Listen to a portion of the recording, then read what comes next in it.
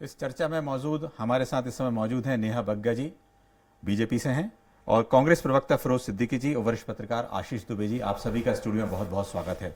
तो पहला सवाल तो फिरोज जी आपसे है कि क्या गांधी परिवार के बिना कांग्रेस की कल्पना संभव है? देखिए, कांग्रेस में है बहुत बहुत सारे अध्यक्ष आए। 136 साल पुरानी कांग्रेस पार्टी है। वो गांधी नेहरू परिवार तो मुश्किल से 35-36 साल ही रहा है, लेकिन बाकी के लोग तो बाकी के दूसरे लोगों ने ही पार्टी को चलाया है। ये तो एक कहने की बात है कि सिर्फ गांधी नेहरू परिवार से ही कांग्रेस का अध्यक्ष आता है।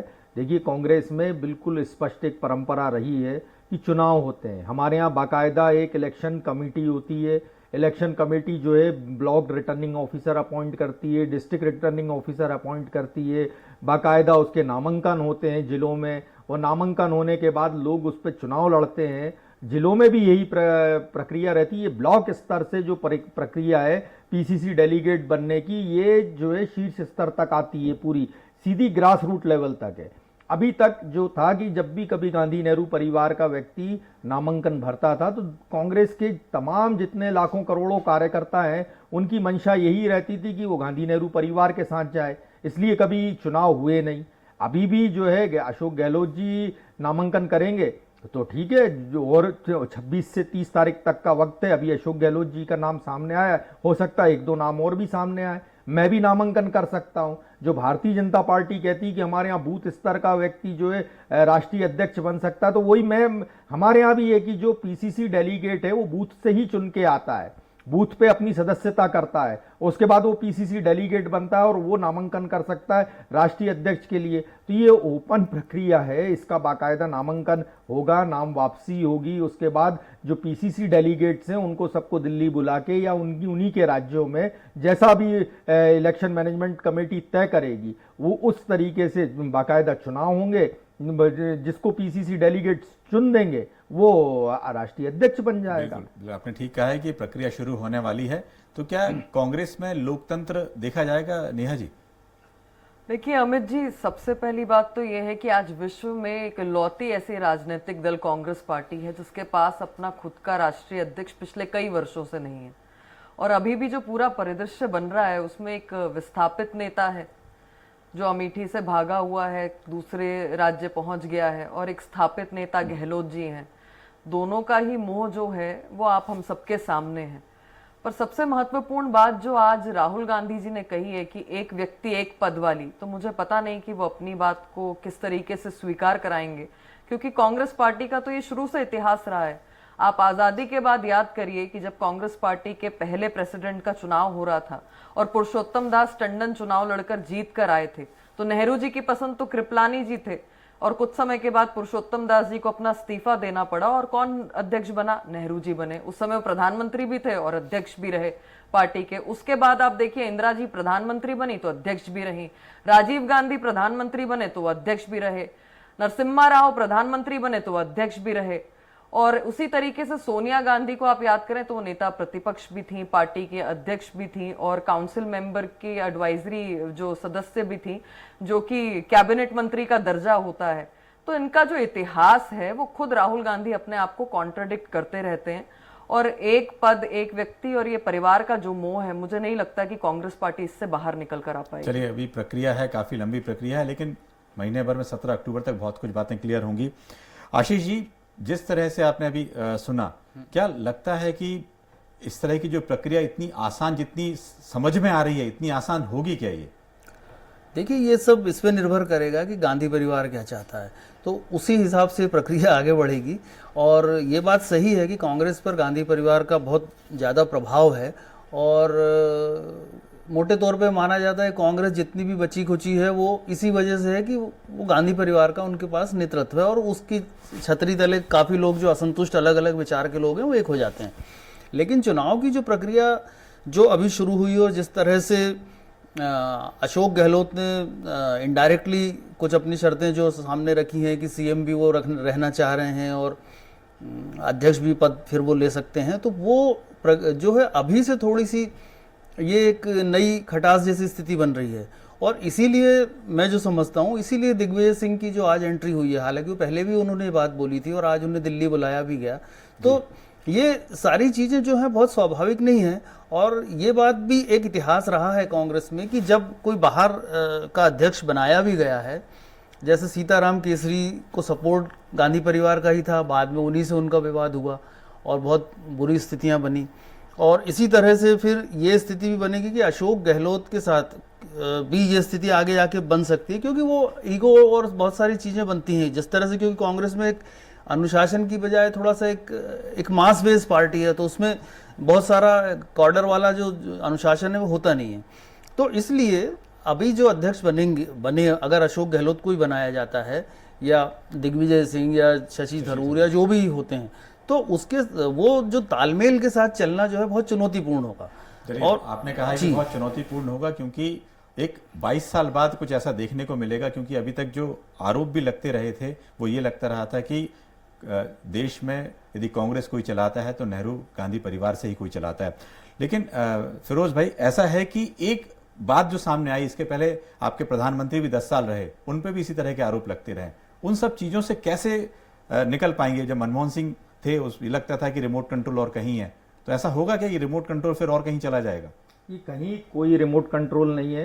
देखिए, कांग्रेस में जो कांग्रेस वर्किंग कमेटी होती है वो सबसे ज़्यादा पावरफुल होती है। आप याद करिए, इंदिरा गांधी जी का टिकट कट गया था क्योंकि कांग्रेस वर्किंग कमेटी ने उनको टिकट नहीं दिया था। तो कांग्रेस वर्किंग कमेटी जो होती है वो पावर डेलीगेट करती है प्रेसिडेंट को। जब कोई हमको बड़े नीतिगत निर्णय करना होता है तो उसके लिए हम एक अधिवेशन बुलाते हैं कि पार्टी अगले 5 साल के कौन कौन सी नीतियों पर चलेगी।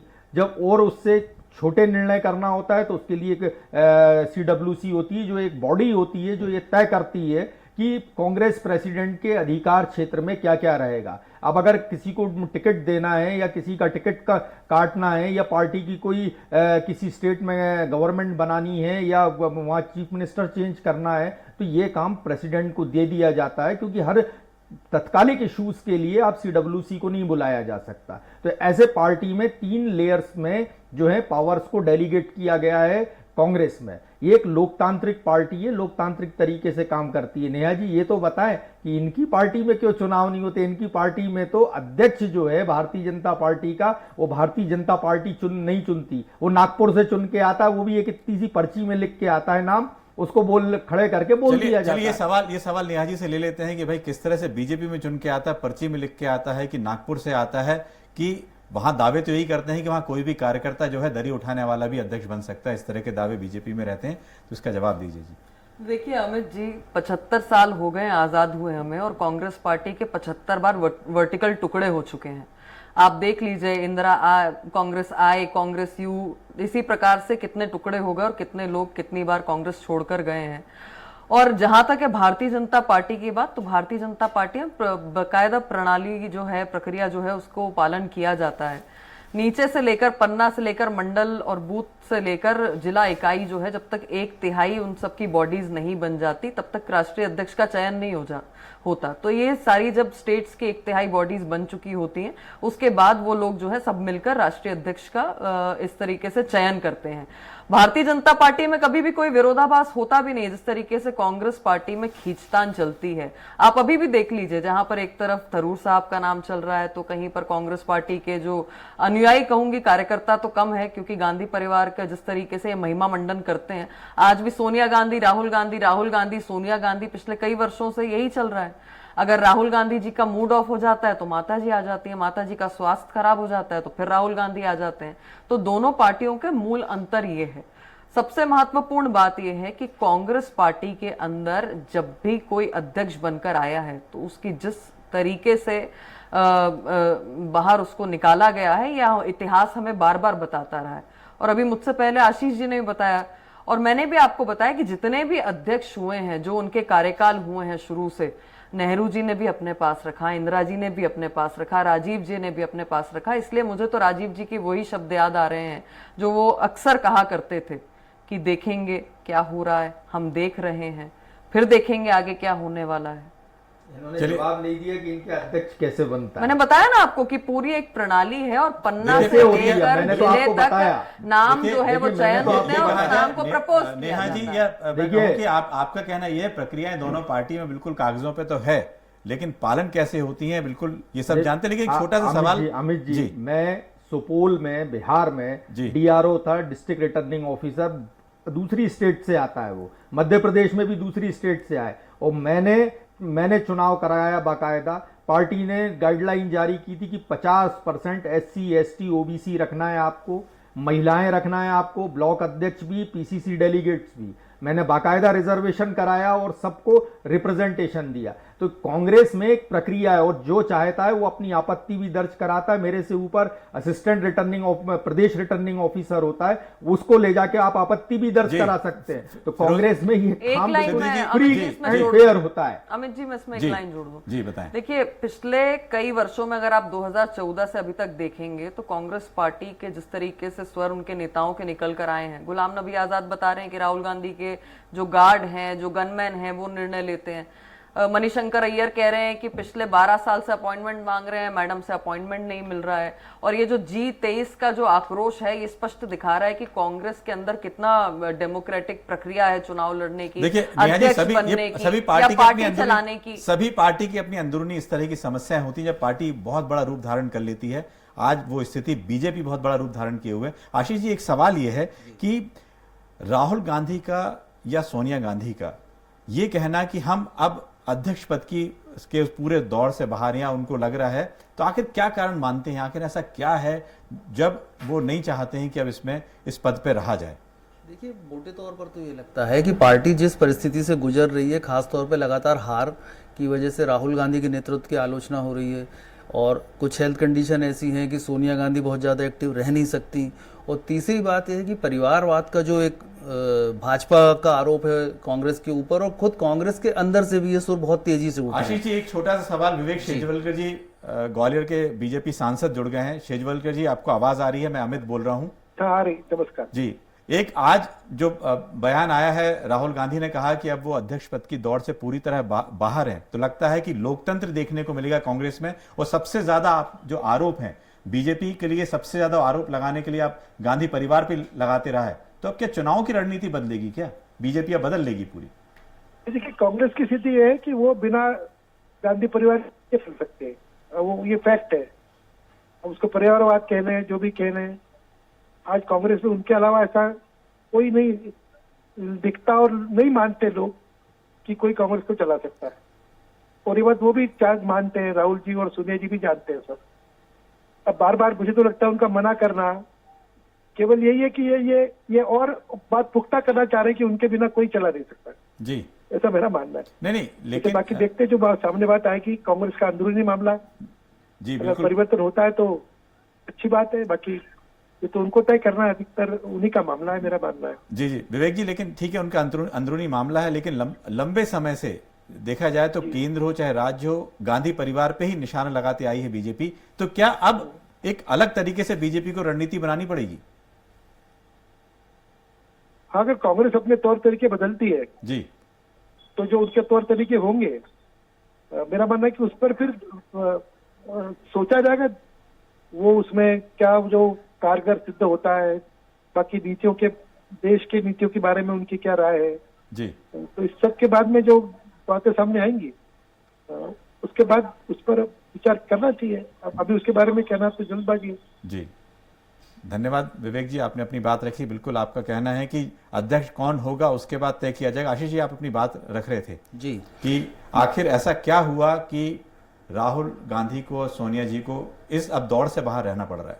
जी, वही मैं जो बात है कि एक तो परिवारवाद का जो के खिलाफ जो बात उठी है, और चारों तरफ से पार्टी अपने आप को घिरा हुआ पा रही है, तो एक ये बात है, वो इस छवि से आज़ाद होना चाहते हैं, पार्टी को आज़ाद करना चाहते हैं। और दूसरी बात, लगातार जो चुनावी असफलताएं उनके माथे आ रही हैं, पार्टी में टूट हो रही है, तो ये सारी बातें हैं। मुझे लगता है इसलिए ये गांधी परिवार ने फैसला लिया है। लेकिन इन सब के बावजूद भी, जैसा अभी शेजवलकर जी ने बोला, और सारी बातें हैं कि जो स्वीकार्यता का मामला है, वो गांधी परिवार की स्वीकार्यता ज़्यादा है बनिस्बत दूसरे नेता के। देश में कॉर्डर के बीच में वो जो नेता हैं ऊपर, उनके मत अलग हो सकते हैं, लेकिन मोटे तौर पे जो पहचान है, जिसको हम कह सकते हैं एक ब्रांड जो बन जाते हैं कुछ लोग, तो उस तरह के का उनके पास है। तो इसलिए कि जब चुनाव होंगे भी अभी, क्योंकि 1-1.5 साल बाद, 2 साल बाद चुनाव होना है, तो उस वक्त पे गांधी परिवार जो भी अध्यक्ष होगा या जो भी निजाम होगा उस वक्त पार्टी का, उसे गांधी परिवार की जरूरत उस वक्त तो होगी 1-1.5 साल बाद उस चुनाव में।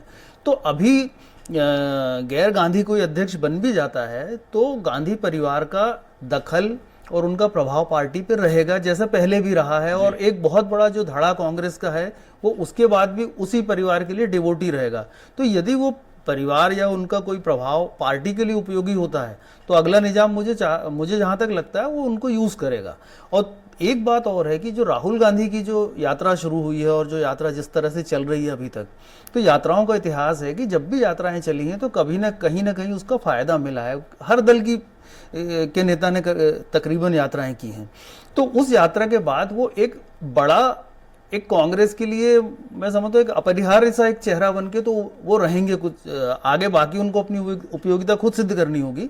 लेकिन अभी जो तात्कालिक परिस्थितियां हैं उसमें ये जो फैसला है ये सबसे पुरानी पार्टी के लिए भी बहुत बेहतर फैसला है कि एक गैर गांधी एक अध्यक्ष बन जाए। तो एक वो कई आरोपों से वो बरी हो जाएगी कांग्रेस और एक नया चेहरा कांग्रेस का बन जाएगा। जी, नया चेहरा कांग्रेस का बनेगा। फिरोज जी, ये बताएं कि क्या जिस तरह से नया चेहरे की, अब चूंकि आज बहुत हद तक राहुल गांधी ने फिर से क्लियर किया है, तो राज्यों में भी देखा जाए तो बहुत कुछ बदलाव देखने हुआ। चुनाव की स्ट्रेटजीज बदलेंगी। जो यहाँ पर कई ऐसे फैसले लंबे समय तक लंबित रहते थे कि 10 जनपद तक जाते जाते उनको कई महीनों लग जाते थे, तो ऐसा लगता है कि राज्यों में बदलाव होगा। देखिए, ये तो अब जो नए अध्यक्ष आएंगे वो अपने हिसाब से कैसी जमावट करते हैं ये उनको तय करना है जी। लेकिन मैं एक बात फिर कहूं कि जब पिछली बार 2017 में भी चुनाव हुए थे तो बाकायदा राहुल गांधी जी ने नामांकन किया था। लेकिन जब भी नेहरू गांधी परिवार का कोई भी व्यक्ति आता है, क्योंकि पैन इंडिया लीडर वही है, पैन इंडिया पार्टी के काडर के बीच में, पार्टी के आम लोगों के बीच में एक पहचान है, हमारे शीर्ष नेता वही है। तो दूसरा कोई भी व्यक्ति जो है नामांकन नहीं करता। ये होता रहा है। अभी भी अगर ये है कि हो सकता है कि गहलोत जी अकेला नामांकन रहे, कोई दूसरा व्यक्ति ना आए। अभी भी मुझे शशि थरूर जी ने आधिकारिक घोषणा नहीं की है कि उनको चुनाव लड़ेंगे, या दिग्विजय सिंह जी ने भी नहीं की है कि वो चुनाव लड़ेंगे। अभी सिर्फ गहलोत जी का ही नाम आया है कि वो नामांकन करने जा रहे हैं। तो ये अभी कह नहीं सकते कि कोई आएगा या नहीं आएगा, लेकिन एक पूरी लोकतांत्रिक प्रक्रिया है। और जो राहुल गांधी जी का ये भी निर्णय भी सही है कि अब वो पदयात्रा कर रहे हैं, पूरे 5 महीने पदयात्रा चलेगी। और जो कांग्रेस प्रेसिडेंट का ऑफिस होता है उसके पास काम बहुत होता है।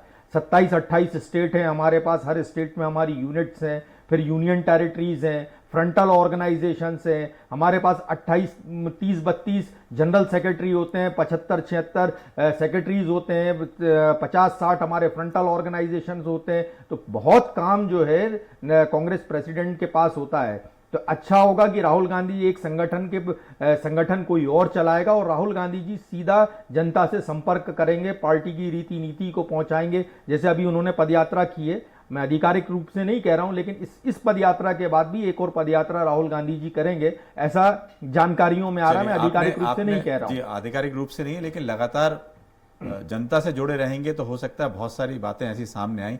नेहा जी, क्या ऐसा लगता है कि वॉर प्लान बदलना होगा? क्योंकि मध्य प्रदेश में अगले साल चुनाव है। अभी ऐसा होता था कि कई बार जो मुद्दे होते थे नेहरू गांधी परिवार जो है पूरा उस पर निशाना रहता था। देखिए अमित जी, पहली बात तो है कि कांग्रेस का अध्यक्ष कौन होगा इससे भारतीय जनता पार्टी का बहुत कोई वास्ता नहीं है। हम तो दृष्टा की भूमिका में है, कर्ता की भूमिका में तो कांग्रेस है। उनकी कांग्रेस जोड़ो यात्रा पे भी काफी आपत्ति रही है। उसी पे आ रही हूँ। हम तो दृष्टा की भूमिका में, कर्ता की में ये है, क्योंकि अभी फिरोज जी भी राहुल गांधी की पदयात्रा का जिक्र कर रहे थे, तो वो पदयात्रा नहीं है, पद प्राप्ति के लिए यात्रा कांग्रेस पार्टी कर रही है। और भारत जोड़ो नहीं है, ये बेटा बचाओ यात्रा है। आप उसमें देखिए कि राहुल गांधी जब यात्रा की शुरुआत करते हैं तो जॉर्ज पुनिया के पास जाते हैं, जो मां शक्ति का अपमान करते हैं, माता के अस्तित्व पर सवाल उठाते हैं। उसके बाद राहुल गांधी की यात्रा आगे बढ़ती है तो वो फादर जोसेफ के यहाँ नहीं जाते, जिसका हाथ वो लोग काट देते हैं, जिनकी मानसिकता जो है बहुत दृढ़ किस्म की है, आतंकी मानसिकता है, पर पुनिया का चयन करते हैं। उसके बाद राहुल गांधी की यात्रा और थोड़ी आगे बढ़ती है तो राहुल गांधी की ये जो भारत जोड़ो यात्रा इतनी अद्भुत यात्रा है कि वो गांधी जी के पोरबंदर नहीं जाते, वो अमेठी अपने पूर्व संसदीय क्षेत्र नहीं जाते, वो अपनी माता जी के संसदीय क्षेत्र नहीं जाते, दादी इंदिरा गांधी के में नहीं जाते, पिता राजीव गांधी जी के क्षेत्र में नहीं जाते, परनाना जवाहरलाल नेहरू जी के क्षेत्र में नहीं जाते। और कहां से शुरुआत हो रही है? केरला से। केरला जो आज आजादी के 75वें अमृत महोत्सव में एक लौती कांग्रेस पार्टी है जिसका मुस्लिम लीग के साथ वहां पर गठबंधन है। केरला जहां पर बच्चियों की आयु जो है 18 वर्ष से 16 वर्ष विवाह की कर दी जाए, उसमें कांग्रेस पार्टी समर्थन देती है।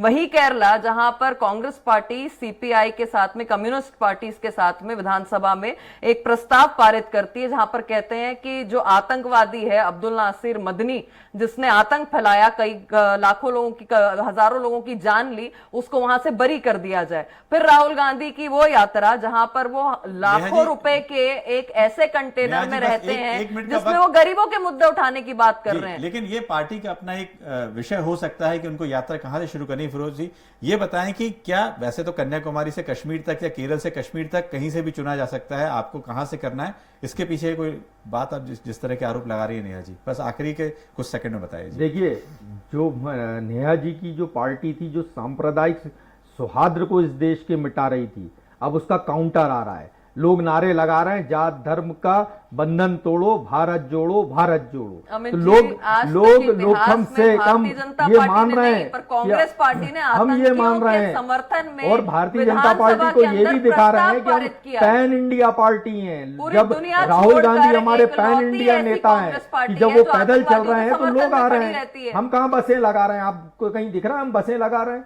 आपको कहीं दिख रहा है कि हम लोगों देखिए, को इनका पकड़ जो पकड़ के एजेंडा ला है रहे वो हैं? स्पष्ट और दिखा इनके रहा है, नेता तो लाखों का इनके नेता कंटेनर क्यों है पैदल जिसमें नहीं राहुल चलते गांधी भाई? विश्राम करते हैं। एक दिन पैदल नहीं 50,000 चलते, रुपए की टी-शर्ट एक दिन पहनकर पैदल जो है क्यों वो नहीं पद चलते यात्रा भाई? करते हैं। 10 लाख ये का बहुत सूट स्पष्ट है पहनिए कि आप, पद यात्रा और नहीं, दूसरे की पद 50,000 प्राप्ति की की टी शर्ट यात्रा है। देखिए आप। ठीक है, ये इनके नेता क्यों पैदल नहीं चलते? इनके नेता तो रथ पे चलते हैं, एयर कंडीशन रथ पे, जिसमें वो एक लिफ्ट रहती है, ऊपर आता है, फिर एक एयर कंडीशन बाथरूम होता है, उसमें सोफे लगे होते हैं। अमित जी, आपने वो ठीक है? कंटेनर देखा कि ठीक नहीं है? जिसमें आप राहुल गांधी चलिए, विश्राम कर रहे हैं? चलिए, हम दिखा दिला आपने देते हैं, वो वो ट्रक के कंटेनर ऊपर देखा रखा कि हुआ है नहीं? वो कंटेनर। आपने वो टी-शर्ट देखी कि नहीं? ठीक है 50,000 ना? की अरे टी-शर्ट भाई, जिसे वो पहनकर वो गरीबों का 10 मुद्दा लाख उठाने की- वाले हैं। कम से कम 10 लाख की तो नहीं है। और ये कि फकीरी भारत बता के जोड़ो 10 लाख वाकई का अद्भुत सूट भारत कोई नहीं जोड़ो पहन रहा है। है। जो कम से कम गांधी जी राहुल के गांधी जी ये पोरबंदर नहीं कह नहीं रहे कि मैं जाता, फकीर गुजरात हूँ, नहीं पहुंचता, थैला तो उठा उत्तर के चला प्रदेश नहीं जाऊंगा, पहुंचता। और 10 लाख का सूट और पहनते। शुरुआत हो रही है केरला से, इनको और केरला में बताइए, रहेंगे कई दिन तक। चलिए अच्छा, अब जो है इनको- टी शर्ट की इनको- बात हो रही है, सूट की बात हो रही है, इनको लेकिन ये एक बात बता तो तय है दीजिए कि आगे आने वाले समय में भारत जोड़ो यात्रा का क्या असर होगा या नए अध्यक्ष कौन होगा, इस सब का असर आगे के चुनाव में जरूर देखा जा सकेगा। आज के कार्यक्रम में शिरकत करने के लिए आप लोगों का बहुत बहुत शुक्रिया। कल फिर हाजिर होंगे नए विषय के साथ बिग डिबेट में। नमस्कार।